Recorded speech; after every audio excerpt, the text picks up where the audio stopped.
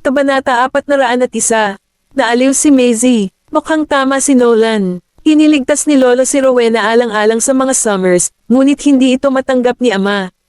Pipilitin ng pagkilos na ito si Rowena sa isang sulok at aalisin ang lahat ng posibleng pagbabalik na maaari niyang gawin. Ito ay maaaring nabubuhay siya sa labas ng grid para sa natitirang bahagi ng kanyang buhay, o kailangan niyang makulong ng masunurin. Sa isang eskinita, sa isang hindi mahalata na hotel, si Rowena, na nagtatago sa silid, ay nakita ang balita na ang buong lungsod ay pinupuntirya siya bilang isang wanted na tao, at ang kanyang mukha ay naging malungkot na nakakatakot. Ang mga Goldman, kailangan bang pilitin akong bumalik sa puntong ito? Fuck, sa simula pa lang ay sinet up na ako ng bitch na iyon at ni Nolan. Yay, dahil walang awa ang pagtrato sa akin ng mga Goldman at hindi ako pinapakitaan ng anumang awa, huwag nila akong sisihin kung ano ang mangyayari sa kanila. Kinuha ni Rowena ang kanyang cellphone at nag-dial sa isang foreign number na hindi pa niya nagawang tawagan bago ito. Maya-maya, ang pangungutya ng lalaki ay nanggaling sa kabilang linya ng tawag. Anong meron? Namiss mo ba ako bigla? Napakagatlabi si Rowena. Kung hindi lang ako na corner ng ganito, hindi na sana kita tatawagan para humingi ng tulong. Mr. Kent, kailangan mo akong iligtas. Iligtas ka. Parang nagyelo ang boses ng lalaki. Bakit kita ililigtas? Ang mapanuksong boses ng kabilang partido ay nagpamukha kay Rowena na medyo napahiya, ngunit siya lamang ang taong may kakayahang tumulong sa kanya. Wala siyang mahanap na iba bukod sa kanya. Huminga siya ng malalim at nagngangalit ang mga ngipin. Mr. Kent, sinabi mo noon na tutulungan mo ako basta't ipinangako kong tutulungan kitang labanan ng mga Goldman. Hey, sabi ng lalaki na may halong panunuya. Mukhang hindi ka nasiyahan kay Nolan bilang Mrs. Goldman, kaya umalat ka at naisip mo ako. Mr. Kent, pwede mong hilingin sa akin na gawin ang lahat basta't handa kang tulungan ako. Rowena, ayoko sa mga mapangahas na babae, putol ng lalaki sa kanya at tumawa. Hindi kita kailangang tulungan ng walang kondisyon dahil lang sa pinili mong matulog sa akin, naiintindihan mo ba ako? Unti-unting nawala ng dugo ang mukha ni Rowena matapos mapahiya, at bahagyang nanginig ang mga balikat. Kung tapat ka, tulungan mo akong linlangan si Nolan na pumunta sa Staslow. Kaya mong gawin ang lahat ng kailangan mo para makamit iyon, ipinauubaya ko iyon sa iyo. Ang lalaki ay tila naninigarilyo at nagbubuga ng usok. Tandaan mo na ikaw ang humihingi ng pabor sa akin this time around. Magtitiwala ako sa iyo kung maipapangako mo na maglakbay si Nolan sa Staslow. Nagngangalit si Rowena. Okay, pipilitin ko si Nolan na pumunta sa Staslow. Pagkababa ng tawag ng kabilang partido ay humiga si Rowena sa kama. Ang kanyang mga mata pagkatapos ay unti-unting naging madilim nang siya ay kumalma. Nolan, huwag mo akong sisihin dito. Dapat sisihin mo ang sarili mo dahil hindi mo ako minahal. Noong gabing iyon, pumunta si Nolan sa Soul Jewelry para sunduin si Maisie at ihatid sa bahay. Habang papunta siya, matamlay at matikas na nakasandal si Nolan sa bintana ng sasakyan at itinaas ang braso para suportahan ang kanyang baba.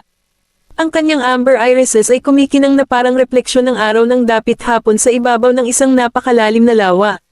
Magsasalita pa sana si Maisie para basagin ang katahimikan sa loob ng sasakyan, ngunit nahadyap ng mga mata ng mapang-akit na mga iris na iyon nang lumingon siya, dahilan para mabigani siya. Ang hitsura ni Nolan ay talagang mahusay at walang kapantay.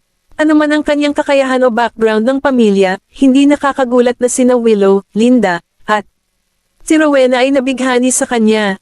Palibhas ay may kamalayan sa isang nahuhumaling na titig, binawi ni Nolan ang kanyang tingin, inilipat ito sa mukha ni Maisie, at nagbigay ng isang ngiti sa tainga. Mukha ba akong guwapo? Nakataas ang kilay ni Maisie. Mukha kang mabait, ramdam na ramdam ko kung bakit gustong sugurin ka ng mga babaeng baliw sa'yo. Nanginginig si Quincy na nagmamaneho. Mukhang may narinig ako na hindi dapat. Lalong nagiging matapang si Miss Vanderbilt. Talagang tinutokso niya si Mr. Goldman. Itinaas ni Nolan ang isang maliit na dakot ng kanyang buhok na nakalawit sa kanyang dibdib gamit ang kanyang daliri at pinaikot-ikot iyon. Mahal, nasa kotse na tayo. Kung gusto mo, hahayaan kitang sugurin ako pagdating natin sa bahay. Kabanata 402. Kumunat ang noo ni Maisie. Ang mga babaeng iyon ang tinutukoy ko. Napangiti si Nolan. Tapos sinasabi mo na hindi mo nararamdaman yon. Natigilan si Maisie at sobrang inis. Hinawi niya ang hibla ng buhok sa kamay niya. Nagsisimula na akong magsawa sa pagsunggab sa iyo at gusto ko nang magpalit ng ibang lalaki. Nanlamig ang mukha ni Nolan sa isang iglap. Sino ang gusto mong suntukin noon? Sinadya ni Maisie na tumingin kay Quincy. May napansin si Quincy sa rearview mirror at natigilan. Miss Vanderbilt. Ako ay bakla. Halos kagatin ni Quincy ang dila matapos sabihin iyon. Hindi napigilan ni Maisie ang mapatawa. Nakataas ang kilay ni Nolan habang walang magawang nakatingin sa kanya. Nakulat. Pinaikot-ikot muli si Maisie sa kama ng gabing iyon. Nang makitang pagod na siya at nakatulog, nakaramdam ng kaunting galit at kawalan ng magawa si Nolan. Yumuko siya at hinalikan ang labi, ilong, at noo nito. Siya ang aking mahal na asawa, at hindi ko nahahayaang masaktan pa siya. Umangon si Nolan at pumasok sa banyo para maligo ng malamig. Pagkatapos ay lumabas siya ng banyo na nakasuot ng sutla na pantulog, at nakita niyang biglang umilo ang screen ng kanyang telepono. Pumunta siya sa bedside table at kinuha ang cellphone niya. Hindi maiwasang pumikit ang kanyang mga mata nang makita ang text message. Naglakad si Nolan patungo sa study, binuksan ang nakatagong ilaw, at ang mainit na dilaw na ilaw ay sumili sa harapan ng kanyang mesa. Naglakad siya papunta sa malambot na upuan, umupo, kinuha ang cellphone, at tinawagan si Rowena. Pagkatapos ay sinabi niya sa isang malinaw na boses ng icon ekta ang tawag, mayroon ka pa ring lakas ng loob na makipag-ugnayan sa akin. Nolan, napakawalang puso mo. Ngumiti ng pilit si Rowena. Ngunit ayaw magsalita ni Nolan sa kanya, ano ang ibig mong sabihin sa text message na iyon? Ngumisi siya, hindi mo ba gustong malaman kung sino ang pumatay kay Tita Goldman? Nanlamig ang mga mata ni Nolan, at hindi siya umimik. Mahinahong sinabi ni Rowena, Nolan, ito na ang huling pagkakataon na makikipag-ugnayan ako sa iyo. Masasabi ko lang sa iyo na si Tita Goldman ay hindi dinukot ng mga De Arma noon. Sinisilang sa De Arma ng tunay na salarin sa likod ng kurtina. Nang walang marinig mula kay Nolan, alam niyang nakikinig ito. Dapat kang pumunta sa Staslow kung gusto mong malaman kung ano ang nangyari kay Tita Goldman noon. Ang taong iyon ay nasa Staslow. Nang sumunod na umaga, nagising si Maisie at bumaba, at wala na doon si Nolan. May almusal sa mesa, pati na rin ang isang note na naiwan niya. Ito pa rin ang karaniwang maayos at magandang sulat kamay, pupunta muna ako sa kumpanya, tandaan mo na mag-almusal. Umupo si Maisie sa hapagkainan, dinampot ang itlog, at babalatan na sana ito, ngunit biglang may narinig na katok sa pinto. Sino kaya ang pupunta dito ng madaling araw? Umangon si Maisie para buksan ang pinto, ngunit natigilan siya nang makita niyang ang nakatayo sa labas ay si Titus. Lolo, ikaw. Hiniling ni Titus sa kanyang bodyguard na hintayin siya sa labas ng pinto at pumasok na walang pakialam. Pumunta ako dito para kausapin ka. Naglakad si Titus sa sopa at umupo habang si Maisie ay lumapit sa kanya, nag-almusal ka na ba? Kumain na ako. Pagkatapos sumagot ni Titus, hindi na niya sinubukang itago ang kanyang balak na pumunta rito. Nandito ako para humingi ng tawad sa iyo ng formal sa ginawa sa iyo ni Rowena. Sobra ang tiwala ko sa kanya noon. Napaawang ang labi ni Maisie. Nagpunta talaga dito si Lolo para humingi ng tawad. Hindi ba magiging sobrang bastos sa akin kung hindi ako magsasabi ng kahit ano sa kanya? Ayos lang, tapos na ang lahat. At wala akong planong sisihin ka. Tumingin sa kanya si Titus at matapang na sinabi, bagaman wala na. Si Rowena ngayon, hindi ibig sabihin na tatanggapin kita. Napangiti si Maisie na walang sinasabi. Sabi ko na nga ba? Ngunit sa pag-iisip ng isang bagay, pinunasan niya ang kanyang mga palad at nagtanong, Lolo, maaari ba akong magtanong sa iyo tungkol sa isang bagay? Tumingin si Titus sa kanya. Tungkol saan? Kabanata 403. Nag-dinner kami ni Sir Hernandez noong araw na iyon, at sinabi niya sa akin na ang tatay mo ang pumutol sa kanyang paa at pumatay sa kanyang ama. Nais kong malaman kung ito ay totoo. Kung ang sagot ni Lolo ay sumusuporta sa katotohanan iyon, kung gayon sino ang tama at sino ang mali pagdating sa mga hinaing sa pagitan ng mga De Arma at mga Goldman. Gayunpaman, sa kanyang pagtataka, tila nagalit si Titus nang marinig ang sinabi nito. Sinabi ba sa iyo ng geezer na iyon? Hindi naman itinanggi ni Maisie. Gumuso si Titus, at biglang nalungkot ang mukha niya. Medyo may kakayahan si Hernandez pagdating sa paninira sa kapwa, ha? Ginamit nga ng aking ama si Hernandez para takutin ang mga De Arma noon, ngunit hindi niya ginalaw si Hernandez, lalo pa saktan siya. Kung paano siya nawalan ng binti, ang mga Goldman ay walang kinalaman sa bagay na iyon. Medyo nagulat si Maisie. So hindi yon. Hindi papayag si Titus na suruan ng iba ang kanyang ama. Kalokohan, talagang kinasusuklaman ng tatay ko ang pagkukunwari ng mga royal, ngunit paano ito magiging posible para sa kanya na gumawa ng isang bagay sa isang bata? Ibang level talaga ang paraan ni Hernandez sa paninirang puri sa iba. Nawala sa pag-iisip si Maisie. Sinabi ng lolo ko sa ina na ito ay kagagawa ni Patrick Goldman, ngunit sinabi ni lolo na hindi. Oo naman, ang hinaing sa pagitan ng Goldmans at De Arma ay mayroon pa ring maraming kaina-hinalang detalye na nangangailangan ng higit pang paghuhukay. Ngayon ano pa ang sinabi ng shitsak na iyon noong nakaraan? Mataimtim na tanong ni Titus, hiniling ba niya sa iyo na saktan si Nolan? Ngumiti si Maisie at umiling, hindi. Pagkatapos ay ipinaliwanag niya, hindi niya ako gagamitin laban kay Nolan. Si Titus ay nagulat ng ilang sandali. Matapos pakinggan ang paliwanag nito ay naisip niya ang ugali nito kay Maisie noong naudyukan siya ni Rowena noon dahil sa mga sinabi nito, at ngayon ay nakaramdam siya ng hiya na parang sinampal sa mukha. Sa Black Gold, medyo nagulat si Quincy nang hilingin sa kanya ni Nolan na mag-book ng flight papuntang Staslow. Sir, pupunta ka ba sa Staslow? Isinara ni Nolan ang dokumento sa kanyang kamay. May problema ba? Kinagat ni Quincy ang kanyang mga labi at medyo naguguluhan.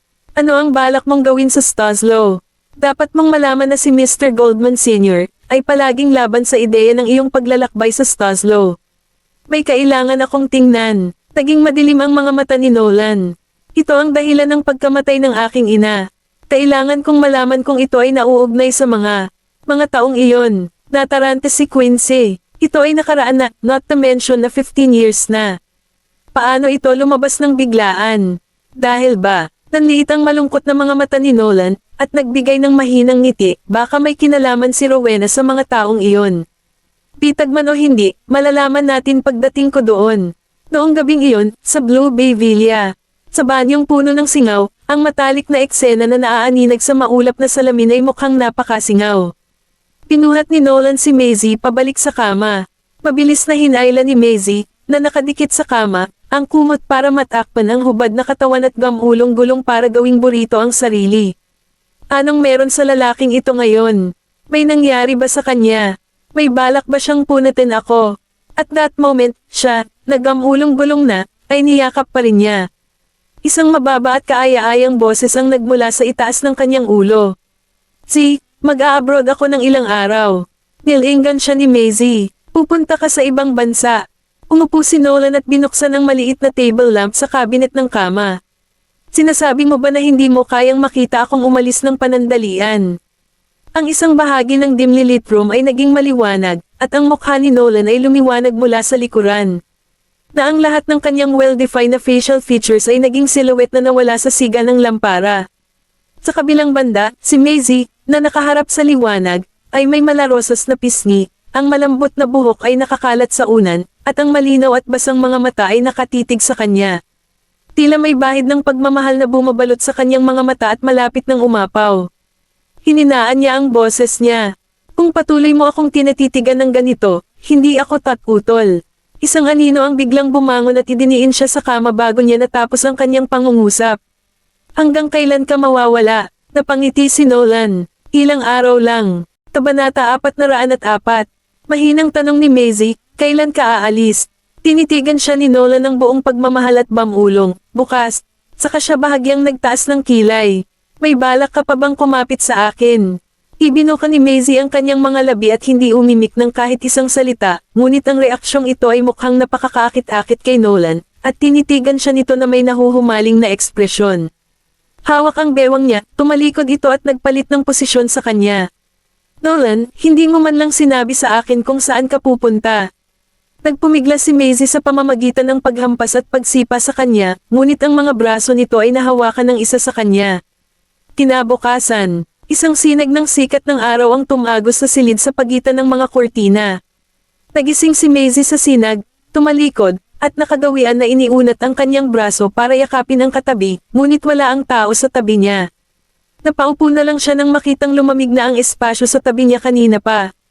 Tumaba si Maisie, at may almusal sa mesa gaya ng dati.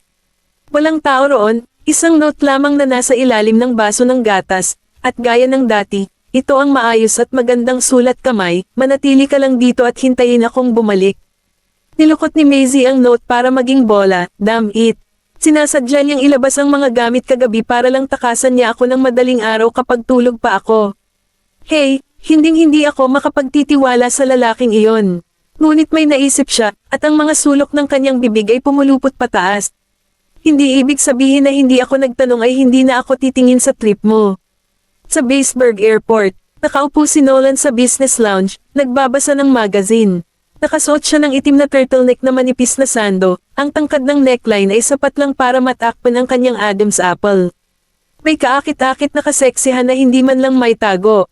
Ang laylayan ng dark gray na suit jacket ay nakasabit sa magkabilang gilid ng upuan, at sa ilalim ng maayos na plancha at matigas na pantalon, ang kanyang malalakas at mahahabang binti ay nakaunat ng tuwid at nakakross, isa sa ibabaw ng isa, na inilantad ang kanyang makatarungang mga bukong-bukong. Ang kanyang regal at mapang-akit na aura ay nagpa-excite sa mga flight attendant na dumaan sa business lounge. Pumasok si Quincy mula sa labas. Sir, ang flight papuntang Zina ay maaaring maantala ng 20 minuto. Ang mga kamay ni Nolan, na bumabaliktad sa mga pahina, ay huminto ng ilang segundo, ngunit hindi siya nagpakita ng anumang pahiwatig ng pagkainip, ayos lang. Pagkatapos ay nagulat si Quincy, naiulat ko na ang iyong pag-alis kay Mr. Goldman Sr., at siya na ang bahala sa mga gawain ng kumpanya sa ngalan mo sa susunod na mga araw. Nagtaas ng ulo si Nolan. Wala naman siyang ibang tinatanong, di ba? Umiling si Quincy, wala. Kahit tinanong niya ako tungkol sa trip mo. Hindi ako magkakaroon ng mga bola upang ibigay ito sa kanya ng diretsyo, hindi ba? Pero may naisip siya. Sinabi mo ba kay Miss Vanderbilt? Huminto si Nolan sa isang maikling segundo sa gitna ng pag-flip ng isang pahina, at ang kanyang mga pilikmata ay kumikibot. Hindi, baka malagay ako sa panganib sa biyaheng ito. Hindi ko siya pwedeng idamay. Lalo na sa isang lugar tulad ng Stoslow, tiyak na hindi ko hahayaang makipagsapalaran si Maisie kasama ko. Sa Soul Jewelry, bakit mo gustong pumunta sa Stoslow bago ang orihinal na schedule? Nagulat si Kennedy. Pagamat malapit na ang Sheena Jewelry Show, napakaaga pa rin para maglakbay si Maisie sa Stoslow. Inayos ni Maisie ang lahat ng mga dokumento sa mesa, itinaas ang kanyang ulo, at ngumiti. Medyo matagal na akong hindi nakabalik, kaya plano kong pumunta doon ilang araw na mas maaga. Nalaman niya ang tungkol sa international flight ni Nolan. Ang paglipad na kanyang inilaan ay dadaong sa Zina sa Stoslow. Nagkataon na ang Zina ang lungsod kung saan gaganapin ang Sheena Jewelry Show. Kaya, pupunta pa rin siya sa Zina. Ito ay sandali lamang. Sandali siyang tinitigan ni Kennedy. Ganyan ka ba ka-excited sa event? Napatigil si Maisie sa kanyang ginagawa ng ilang segundo at nagbigay ng mahinang ngiti. Inaasahan ko talaga, nakabili na ako ng tiket para sa pinakabagong flight ngayon, at bumili na rin ako para kay Cherry. Not to mention na dadalo din si Madam Nira sa Sheena Jewelry Show pagdating ng panahon. Pupunta muna ako doon, tapos makikipagkita ako kay Madam Nira. Bandang 9:00 ng gabi, nagmamadaling pumunta si Cherry sa Blue Bay Villa dala ang kanyang bagahe at humihingal. Maisie, pupunta ka ba talaga ngayon sa Stoslow? Bakit biglang nagbago ang plano? Pagkatapos magpadala ng text message sa kanyang ama at sa mga anak, ibinalik ni Maisie ang telepono sa kanyang bulsa. Dahil ilang araw na lang kailangan kong umattend ng Sheena Jewelry Show. Maglalakbay lang ako ng ilang araw na mas maaga. Kabanata 405. Nagulat si Cher. Oh, pero alam ba ito ni Mr. Goldman? Tinalagkad ni Maisie ang malite sa harapan ng sasakyan. Hindi niya alam, kaya nga plano kong bigyan siya ng surpresa. Ganap 11:50 ng gabi, ang flight papuntang Zina ay humandar sa oras. Ang biyahe ay aabutin ng halos 10 oras, at inaasahang darating ito ng 10:00 ng umaga kinabukasan ng magising si Maisie sa mahabang biyahe. Ang kalangitan sa labas ng bintana ay ganap ng maliwanag, at ang isang makapal na layer ng puting cumulus na ulap ay maaaring makikita sa ibaba ng flight. Sa ganap na 10:00 ng umaga, ibinaba na ng eroplano ang altitude nito at lumipad sa mga lungsod ng Stoslow. Pagtingin sa ibaba, ang mga matataas na gusali na makikita kahit saan ay parang mga modelo ng Lego. Ang mga kalyeng iyon sa kalunsuran na magkakaugnay ay parang mga ugat ng mga lungsod. Lumapag ang eroplano sa runway ng Zena Airport makalipas ang 30 minuto. Buong gabi akong nasa eroplano, at masakit ang likod at binti ko. Kinalagkad ni Cherry ang kanyang bagahe at sinundan si Maisie. Ito ang unang pagkakataon na nakasakay siya sa eroplano ng ganoon katagal. Ipinatong ni Maisie ang kanyang kamay sa balikat ni Cherry. Ayos ka lang ba? Masasanay ka rin. Pagkatapos ay pumara si Maisie ng taxi nang makalabas silang dalawa ng airport. Ibinaba ng driver ang bintana, at matatas na sinabi ni Maisie, "Pakihatid kami sa Rosette Hotel, salamat." Si Maisie ay maaaring ituring na lubos na pamilyar sa Zina. Nag-reserve siya ng kwarto sa Rosette Hotel online, at kailangan lang nilang dalawa na ipakita sa front desk ang kanilang mga ID para ma-check ang kanilang sarili sa hotel. Itinapon ni Cherry ang kanyang mga bagahe, dumiretso sa kanyang malaking kama, ininagsak ang sarili sa kama, at ang kanyang katawan ay tumalbog sa kama saglit. Ito ay sobrang komportable, makakatulog na rin ako sa kama. Tumangala siya at nakitang may pagsasalin sa English ang mga salita sa cabinet ng kama. Ang mga dayuhang hotel ay mayroon talagang sariling tagapagsalin. Inilagay ni Maisie ang kanilang mga bagahe at nagpalit ng tsinelas. Ang may-ari ng Rosette Hotel ay isang dayuhan, at karamihan sa mga bisitang naaakit ng hotel na ito ay mga internasyonal na bisita. Ang Rosette ay isang 6 na star na high-end na hotel sa Zina, at ang presyo nito ay medyo iba rin kumpara sa iba pang lokal na hotel. Ang mayayamang negosyante mula sa iba't ibang panig ng mundo ay nagpapareserba ng mga kwarto sa hotel na ito kapag narito sila para sa mga business trip. Naintindihan naman ni Cherry at hindi na nagtanong pa. Nagpahinga ang dalawa hanggang hapon bago sila nagpareserba ng lugar na makakainan sa isang Japanese restaurant. Si Maisie ay nakasuot ng beige na casual na business suit at isang puting blouse sa loob, at ang kanyang mahabang buhok ay nakatali sa dalawang nakapusod, na nakabitin ng maluwag sa kanyang tagiliran. Isang pares ng itim na mid-tube na flat-toe na bota ang nasa ilalim ng kanyang payat at tuwid na mahabang binti. Mahigpit siyang sinundan ni Cherry at mahinang tumikim, "Maisie, Mr. Goldman is not here. Kaya wag na wag kang gagawa ng kahit na anong wild, baka malaki ang kaltasin sa sweldo ko." Tiyak na babaliin ni Mr. Goldman ang aking leeg kung gagawin ito ni Maisie sa isang random na lalaki sa ibang bansa at gagawing cuckold si Mr. Goldman. Tumawa si Maisie, "Paano mo nalaman na wala si Nolan?" Natigilan si Cherry. "Anong ibig mong sabihin?" Naglakad si Maisie papunta sa dining table nila, umupo, at itinaas ang tingin. Ang ngiti sa kanyang mukha ay tila malamig na buwangga suklay na lumitaw noong Disyembre. "Ano sa tingin mo, hindi ba siya nag-e-enjoy sa oras niya sa ibang babae sa sandaling ito?" Isang lamig ang dumaan sa gulugad ni Cherry. Pumunta ba si Maisie dito para hulihin si Mr. Goldman sa akto? Sorry. Nang may tumawag sa kanya, lumingon si Maisie at nakita ang isang medyo may edad na lalaki na mukhang nagulat at excited. "Oh my God, ikaw ba talaga?" Tumayo si Maisie na may ngiti sa labi at niyakap ang lalaki. "Mr. Knowles, isang coincidence na hindi ko inaasahan na magkikita tayo dito. Nasaan ang iyong asawa at ang iyong anak, si Ophelia?" Nakangiting tugon ni Harry. "Ang aking asawa at si Ophelia ay pumunta sa isang eksibisyon ng sining. Nandito ako para makipagkita kay Mr. Jones ngayon at nakatagpo ka rin dito. Kamusta ka na? Balita ko iniwan mo ang Lux Ella." Kabanata 406. "Oo, nakagawa na ako ng sarili kong brand ng alahas. By the way," sabi ni Mace at nagpatuloy sa pagpapakilala, "ito ang kaibigan ko, si Cherry." Nakangiting tumanggaw si Harry sa kanya. Agad namang gumanti ng ngiti si Cherry. Ipinagpatuloy ni Maisie ang kanyang pagpapakilala. Si Mr. Knowles ay isang shareholder ng Lux Ella. Tinulungan niya ako noong nandoon ako. Lumingon siya kay Harry. "Mr. Knowles, kumain ka na ba?" Tumanggaw si Harry. "Kakakain ko lang. Nag-entertain ako ng VIP kasama si Mr. Jones. Siya nga pala, ang VIP na iyon ay isang entrepreneur mula sa Slakova na bata at guwapo." Nahulaan ni Maisie kung sino ang tinutukoy niya.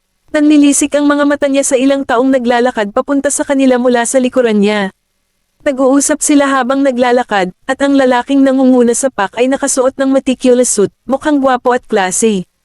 Nang tumangala siya at nakita ang isang pamilyar sa kanya, ang pagtataka ay sumilay sa kanyang kalmadong mga mata, na pagkatapos ay napalitan ng kadiliman. Nakita rin ni Quincy na nasa likuran niya si Maisie. Hindi rin niya akalain na makikita ang kapatid niya doon. "Ano ang nangyayari, Jones?" Itinaas ni Harry ang kanyang braso para batiin, at tumugon ang blonde na lalaki sa tabi ni Nolan. Nang makita niya si Maisie ay nagulat din siya. "Mr. Knowles, sino ang babaeng ito?" Ipinakilala ni Harry, "Siya si Zora, isang designer na dating nagtatrabaho sa Luxella. Kumulat ang mapupulang labi ni Maisie habang naglalakad papunta kay Jones para makipagkamay dito. Ikinagagalak kitang makilala. Likas na pala kaibigan si Jones kapag binati siya ng isang magandang babae. Hello, Miss Zora. Ang kasiyahan ay akin. Bumagsak ang mukha ni Nolan. Saglit na hindi pinansin ni Maisie si Nolan bago lumingon sa kanya, nagtaas ng kilay, at ngumiti. Nandito rin pala si Mr. Goldman. Anong coincidence? Ang layo na nang narating natin para lang magkita dito. Tinitigan siya ni Nolan ngunit hindi sumagot. Tumingin si Jones sa kanila at tila nagulat, kilala niyo ang isa't isa. Nagtaas ng kilay si Maisie pero hindi sumagot habang masayang nakatingin kay Nolan. Nagulat ka ba, jerk? Sabay na tumayo sina Quincy at Cherry nang hininaan ng una ang boses. Bakit kayo ni Miss Vanderbilt nasa Stoslow? Tinitigan siya ni Cherry. Nandito si Miss Vanderbilt para sa Sheena Jewelry Show. Bakit kayo ni Mr. Goldman nandito? Nauutol na sabi ni Quincy, si Miss Vanderbilt ay dadalo sa Sheena Jewelry Show. Bakit nag-aalala si Mr. Goldman noon? Ipinatong ni Cherry ang braso sa balikat ng kapatid. Quince, hindi mo ba naisip na ang pagkikitang ito ni Maisie at Mr. Goldman ay hindi maganda? Napatingin si Quincy sa kanya. Magtiwala ka, alisin ang pag-iisip. Ito ay pag-alit. Hindi pa sinabi ni Nolan kay Maisie ang layunin ng kanyang paglalakbay sa Stoslow, ngunit hindi niya inaasahan na naroon din siya. Nabangga pa nila ang isa't isa. Saglit na nagtagpo ang kanilang mga mata, pagkatapos ay ibinaba ni Nolan ang kanyang tingin, mukhang walang magawa ngunit hindi nagpapakita ng ibang ekspresyon sa kanyang mukha. Malapit kami. Close. Nawala ang ngiti ni Marsai. Hinawakan ni Jones ang kanyang baba, ngunit naramdaman ng lahat sa paligid na sila ay higit pa sa malapit. Magalang na tumanggaw si Maisie sa katabi niya, medyo malamig ang ngiti nito. Oh, nandito ba si Mr. Goldman para sa negosyo? Tumanggaw si Nolan, at may bakas ng pagiging bastos sa kanyang mga mata. Paano si MS Vanderbilt?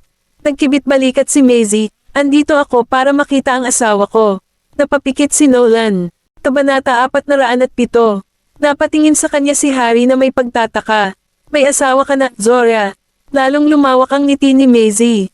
Oo. Oh, nasa Zina ba ang asawa mo? Yayain mo kaming uminom tayo ng tsa kasama siya. Gustong malaman ni Harry kung sino ang maswerteng lalaking napangasawa nitong maganda at mahuhusay na babae. Nagkunwaring bamantong hininga si Maisie, gusto ko, pero hindi ko alam kung sinong babae ang nakakasalamuhan ng asawa ko. Hindi ko siya mahawakan. Sina Nolan, Cherry, at Quincy ay hindi nakaimik. Lahat ng iba, pati si Harry, ay naawa sa kanya. Ikinalulungkot kong marinig iyon, ngunit ang isang magandang babae na tulad mo ay makakahanap ng mas mahusay. Ngumiti ng matamis si Maisie. Umaasa ako, may kilala ka ba? Ngumiti si Harry, baka. Isang madilim na ulap ang lumitaw sa ibabaw ng ulo ni Nolan. Ngumiti siya sa mga katabi niya, nagngangalit ang mga ngipin, at sinabing, may isang bagay na kailangan naming pag-usapan ni Miss Vanderbilt. Kailangan kong laktawan ang hapunan. Sa gulat ng lahat, hinawakan niya sa kamay si Maisie pagkatapos niyang sabihin iyon at naglakad palayo. Bumukas ang pinto ng may beep. Pumasok si Nolan at ipinasok si Maisie sa kwarto. Iniglas ni Maisie ang kamay niya. Nolan, ano ka ba, manam? Isinandal siya ni Nolan sa dingding at hinalikan. Ang mga mata nito ay nag-aapoy sa pang-aakit na hindi niya kayang labanan, ngunit ayaw niyang hayaan siya, kaya kinagat niya ang mga labi nito. Sumirit si Nolan, puno ng misteryo ang kanyang mga mata. Nangangagat, itinagilad ni Maisie ang kanyang ulo. Mr. Goldman, sa palagay ko ay hindi magandang ideya na magdala ng babae sa iyong silid. Nang mapansin na sinisikap niyang inisin siya, mahinahong ngumiti si Nolan. Anong masama kung dinala ko ang asawa ko sa kwarto ko? Asawa, itinulak siya ni Maisie palayo gamit ang isang daliri sa kanyang dibdib at tumawa ng mahina, di ba close lang tayo? Tumaba ang tingin ni Nolan at tumingin sa kanya. Paanong kahanga-hanga pa rin ang babaeng ito kahit galit? Tinaas baba niya ang kanyang mga daliri. Galit ka ba? Ayaw siyang e-entertain ni Maisie. Ibinaba niya ang kanyang ulo para halikan siya, ngunit tinulak siya nito palayo gamit ang kanyang hintuturo. Nolan Goldman, parang hindi kita gustong e-entertain. Matapos niya itong itulak palayo ay inayos niya ang kanyang damit at naglakad papunta sa pinto. Saktong pagpihit niya ng knob, lumapit ang lalaki at itinulak ang katawan nito sa kanya. Parang sensual ang boses niya. Paano kung e-entertain kita? Nagngangalit ang mga ngipin ni Maisie. Umalis ka. Gusto mo ba talaga ako? Nilagay niya ang kamay niya sa niebe niyang leeg, at hinaplos ng malamig niyang mga daliri ang sulok ng labi niya. Ayaw magsalita ni Maisie. Ramdam niya ang mga pagbabago sa kanya. Nang tangkaing ng labi niya na halikan siya, bahagyang nanginig ang kanyang katawan, at ang lahat ng lakas para itulak siya palayo ay tila hinigop palayo. Kinugol ni Nolan ang kanyang oras sa kanya, dahan-dahan siyang inaakit tulad ng isang mangangaso at ang kanyang biktima, naglagay ng isang bitag, naghihintay na mahulog siya dito, at dahan-daang binalot siya ng kanyang seda upang dahan-daang ubusin. Ipinulupot ni Maisie ang mga braso sa leeg nito, at nang muntik na siyang matamba matapos tumayo sa kanyang mga daliri sa paa, sinandok siya nito. Kasinungalingang maliit na bagay, ngumiti si Nolan at bamulong sa kanyang tainga, gusto mo pa ba akong umalis? Napakagatlabi si Maisie at sumuko. Inikat siya nito at inilagay ang isang kamay sa dingding at isa pa sa likod ng kanyang baywang. Lumapit siya sa kanya, nagtanong sa mapaglarong tono, bakit nasa Staslow ka, Z? Nagtadyas ang ngipin ni Maisie, bakit? Bawal ba ako dito? Nang makitang nagkukunwari pa itong galit sa kanya, kinagat niya ang balat nito. Bilang parusa, sabihin mo sa akin, Ham. Kabanata 408. Sabihin mo muna sa akin. Nagsimulang mamuo ang pawis sa guhit ng buhok ng lalaki. Saglit na napako ang mga mata niya sa babae. Hinihingi ng babaeng ito. Pagkaraan ng mahabang panahon, binuhat siya ni Nolan sa banyo para alagaan siya. Kahit nagalit siya, tinulungan siya ni Nolan sa kanyang strap, nakikita kung gaano kasela ng hitsura ni Maisie. Ang mahahabang daliri nito ay humahaplos sa balat niya, dahilan para mapatawa siya. Ngumisi siya. Galit ka ba talaga sa akin? Hindi siya pinansin ni Maisie. Tumingin sa kanya si Nolan, tumawa ng mahina, at sinabing, plano mo na ba akong kausapin ng ganito mula ngayon? Wala siyang magawa. Hindi ka ba nahihiya? Inagaw sa kanya ni Maisie ang bathrobe at tinitigan siya. Walang anuman kung ikukumpara sa makapal mong balat. Umangon si Nolan, ipinatong ang kanyang mga kamay sa tokador na nasa pagitan ng kanyang mga braso, at mapait na ngumiti. Sige, Z. Pasensya na. Sinaman siya ng tingin ni Maisie. Magsa-shower ako, lumabas ka. Tumanggaw si Nolan at tumayo ng tuwid. Sige, hihintayin kita sa labas. Nang matapos si Maisie sa kanyang pagligo, nagpalit ulit siya ng damit at lumabas ng banyo. Si Nolan ay nakasuot ng itim na sando at vest sa sala habang ginagamit ang kanyang computer sa kanyang pag-aaral na nakasuot ng kanyang salamin na may gintong frame, mabilis na nagtap ang kanyang mga daliri sa keyboard. Ang hitsura ng lalaki kapag nakatutok siya sa trabaho ay kakaiba, lalo na kapag nakasuot ito ng salamin. Nagpakita siya ng cool na kaseksihan. Hindi naman siya inistorbo ni Maisie nang makita niyang abala ito. Habang naglalakad siya palayo, may narinig siyang boses mula sa likuran. Dito ka matulog ngayong gabi. Nakasapatos na si Maisie at napangiti nang marinig ang sinabi nito. Ayoko. Itinulak ni Nolan ang kanyang upuan pabalik, tinanggal ang kanyang salamin, lumapit sa kanya, at binuhat siya. Bitawan mo ako, Nolan. Hinampis ni Maisie ang balikat niya. Hindi niya ba nakikita na galit pa rin siya? Hindi pa ba sapat ang galit niya? Ibinaba siya ni Nolan sa kama at inihiga siya. Tumingin sa kanya si Maisie, nagulat, Nolan. Hinikayat siya ni Nolan na maging mabuti at manatili sa akin ngayong gabi. Tinala niya ang laptop at inilagay sa desk sa tabi ng bintana.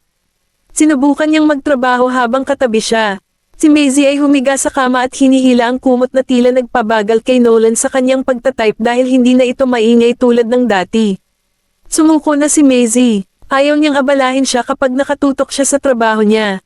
Kakaiba na mas kalmado ang pakiramdam niya kapag nasa tabi niya si Nolan. Hindi siya nakatiis at nakatulog nang wala sa oras. Pagkatapos magtrabaho ni Nolan, tinanggal niya ang kanyang salamin at tumingin sa katabi niyang kama. Mahimbing ang tulog ng babae. Tumayo siya at naglakad patungo sa kama. Ang mahinang hilik ng kanyang asawa ay umalangaw sa ilalim ng malamlam na liwanag. Hindi niya napigil ang bigyan siya ng halik, napakagaan. Kinabukasan, sa restaurant, kumuha ng pagkain si Maisie at umupo sa tabi ng bintana. Nakita siya ni Cherry at naglakad palapit sa kanya na nakangiting, Maisie, nagpalipis ka ba ng gabi kasama si Mr. Goldman? Uminto ang kamay ni Maisie na may hawak na tasa ng gatas. Tumangala siya para makita ang mapang akit ng ngiti na iyon at sinabing, may iba pa ba akong tutulugan? Tumingin si Cherry sa paligid, bakit hindi mo kasama Mr. Goldman na nag-aalmusal? Tumaba ang tingin ni Maisie at pinunit ang isang slice ng toast.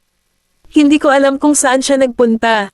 Pinunit niya ang isa pang piraso ng toast, ibinabad ito sa gatas, at nagtanong, sinabi ba sa iyo ng kapatid mo kung ano ang ginagawa nila sa Stoslow? Ninuya ni Shane ang kanyang pagkain, napalunok, at casual na sumagot, sabi ni Quincy, nandito sila.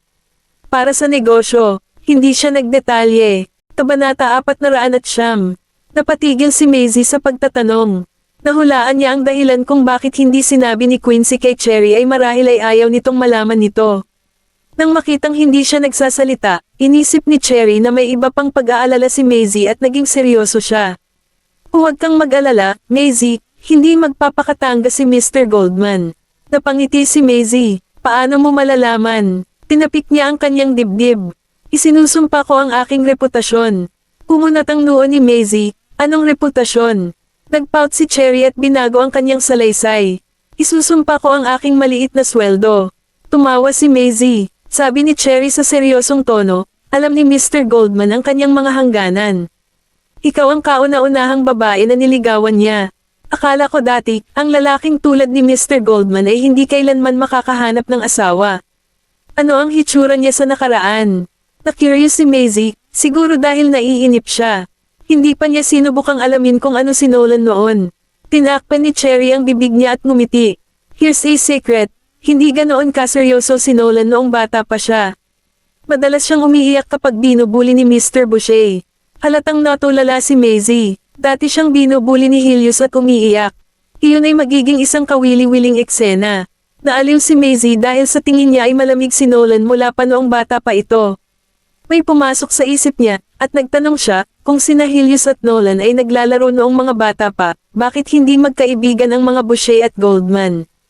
Kahit na ang mga Boucher ay nasa politika at ang mga Goldman sa negosyo, at walang mga salungatan ng interes, ang dalawang pamilya ay dapat na malapit dahil sila ay magkaibigan mula sa murang edad. Base sa mga chismis nitong mga nakaraang taon, tila walang balita tungkol sa pagiging magkaibigan ng dalawang pamilya.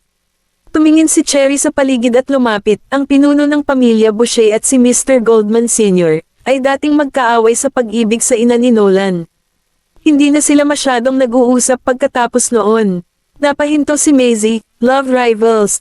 Awkward nang umiti si Cherry, ang dating kasintahan ng nanay ni Nolan ay si Yael Boucher. Alam iyon ng lahat sa Baseburg mula sa henerasyon ng aming mga magulang. Iyon ay isang iskandalo. Ang ina ni Nolan, si Natasha Knowles ay naging isang bituin sa ilalim ng Royal Crown, ang pinakamaganda sa Baseburg, at naging napakasikat sa isang punto. Ang kanyang mga mapagkukunan at katayuan sa lipunan ay maaaring karibal sa kasalukuyang mga socialite. Ang Royal Crown ay hindi palaging kabilang sa Goldman. Maliban kay Yael Boucher, si Nicholas ay isa pang lalaki na sinubukang manligaw kay Natasha. Ang chismis ay muntik nang maging panganay na manugang si Natasha ng mga butchers dahil 3 taon na silang magkasintahan, pero itinago nila ito. Pero dahil mayamang pamilya ang Boucher, hindi nila matanggap si Natasha dahil artista ito. Kaya, ang relasyon ni Yael at Natasha ay natapos na. Matapos itapon ni Yael, kumalat ang balita tungkol sa pagkawala niya ng pagkakataong magpakasal dahil sa pera, at naapektuhan ang kanyang reputasyon. Dahil sa naranasan kay Yael, naging mailap na siya nang ligawan siya ni Nicholas, ngunit hindi ito naging hadlang kay Nicholas. Pinili niya ang Royal Crown bilang regalo para sa kanya upang mapasaya siya. Noong una ay tutol si Titus, tulad ng mga Boucher, ngunit ang pinagkaiba ni Nicholas at Yael ay sumuko na si Yael sa pagmamahal sa kanyang pamilya, ngunit ibibigay ni Nicholas ang kanyang pagkakakilanlan para sa kanyang tunay na pag-ibig. Malamang na nagpakasal si Natasha kay Nicholas dahil nakita niya ang hindi natitinag na pagmamahal nito sa kanya. Hindi hiniling ni Nicholas kay Natasha na umalis sa mundo ng entertainment at maging isang stay-at-home mom pagkatapos nilang ikasal. Iginagalang niya ang kanyang karera at sinusuportahan niya ang kanyang mga pelikula. Kabanata 410. Sa tuwing nakatutok ang media kung muli siyang itatapon, sinasampal sila ni Nicholas ng kanyang mga aksyon, 10 taon ng kasal nang walang alingaw-ngaw ng breakup. Pagkatapos nito, lahat ng tao sa Baseburg ay mag-uusap tungkol sa kung paano hindi nagkakaroon ng mga kababaihan na kasangkot kapag si Nicholas ay may mga business dinner, o siya ay tatalikod at aalis. Si Natasha, na dati ay maraming chismis sa pakikipag-date, ay mas gugustuhin pang gumanap sa mga nakakabagot na soap opera kaysa sa anumang romantikong bagay, hindi dahil wala silang tiwala sa isa't isa, ngunit dahil malaki ang tiwala nila sa isa't isa at inalagaan at iginagalang ang isa't isa. Napakurap si Maisie at napabuntong hininga. Malamang mahal na mahal ni Itay ang ina ni Nolan, di ba? Ngunit kung hindi dahil sa De Arma, baka hindi nawala ang mahal sa buhay ni Nicholas. Tumanggaw si Cherry at bumantong hininga. Pagkatapos ng insidente ni Mrs. Goldman, 15 taon na ang nakakaraan, naging tahimik si Mr. Goldman Sr. At ang dahilan kung bakit siya nanatili sa kanilang mansyon sa lahat ng oras na iyon ay dahil mahal ni Mrs. Goldman ang lugar na iyon. Natigilan si Maisie. Kaya naman mas gugustuhin ni Nicholas na manatili sa isang lumang mansyon na malayo sa bayan kaysa sa lungsod. Iyon din ang dahilan kung bakit hindi na siya nag-asawang muli, kahit napakahabang panahon na mula nang pumanaw ang nanay ni Nolan. Natouch naman si Maisie. Gustong-gusto ng mga tao ang happy endings, kaya walang gustong makakita ng mga love story na naputol dahil sa kamatayan. Pero, meron ba talagang happy endings? Kailangan lang nating pahalagahan ang mga tao habang nariyan pa sila. Pagkatapos mag-almusal, sina Maisie at Cherry ay nakasalubong si Mr. Jones habang pabalik sa suite. Si Jones ay mukhang mahigit 30, na may makapal na kilay, mataas na ilong, at malalim na mga mata, ang ehemplo ng isang magandang lalaki. Nakasuot siya ng casual, nakasuot ng guwantes, at parang lalabas. Miss Zora, lumakad papunta sa kanila si Jones, nakangiti. Anong coincidence? Kakatapos mo lang mag-almusal. Ngumiti si Maisie at tumango. Oo, tumingin siya sa kanya at nagtanong, aalis ka ba? Tumango siya. Oo, ginaya ako ng mga kaibigan ko para sa isang laro ng golf. Interesado ka ba? Hindi naman siya tinanggihan ni Maisie. Oo, napansin ni Cherry na may balak siya kay Maisie. Lumingon si Maisie para tanungin si Cherry, pupunta ako sa golf kasama si Mr. Jones.